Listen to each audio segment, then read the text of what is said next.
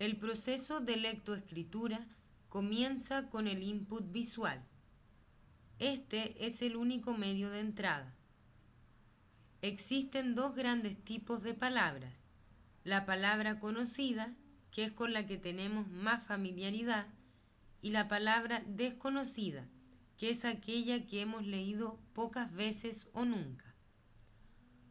Cuando nos encontramos con una palabra conocida, esta puede ser de alta frecuencia y longitud corta, como por ejemplo mamá, o de alta frecuencia y longitud larga, como por ejemplo mamadera.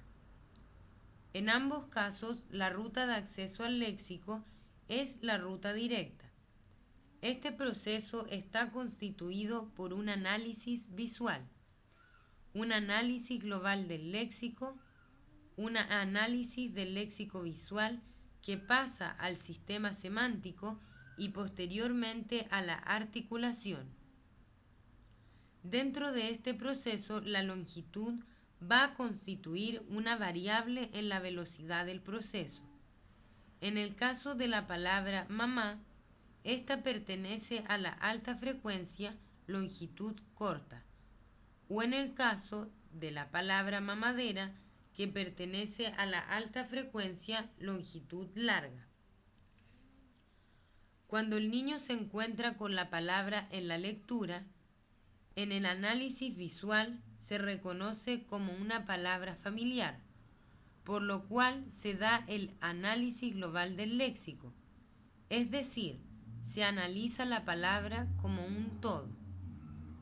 Posteriormente, en el análisis del léxico visual, el niño atribuye una imagen mental a la palabra activando el sistema semántico, donde se le da significado a la palabra. Esto es a lo que se le llama output interno. Para finalizar el proceso, la información semántica viaja hasta la estructura motriz, produciendo la articulación, que constituye el output externo. En la variable de la velocidad del procesamiento, en el caso de la palabra mamá, es más rápido que en el caso de la palabra mamadera, debido a la cantidad de sílabas. En cambio, si nos encontramos con una palabra desconocida, esta puede ser de baja frecuencia, longitud corta, como por ejemplo orate, o de baja frecuencia y longitud larga, como por ejemplo seurimícuaro. En ambos casos, la ruta de acceso al léxico va a ser la ruta indirecta. Este proceso está constituido estrictamente por un análisis visual, un análisis grafémico, una asignación de fonemas para cada grafema, unión de estos fonemas y posteriormente la articulación. Además, se pueden presentar el análisis del propio output, la activación de representación del léxico auditivo y una rearticulación.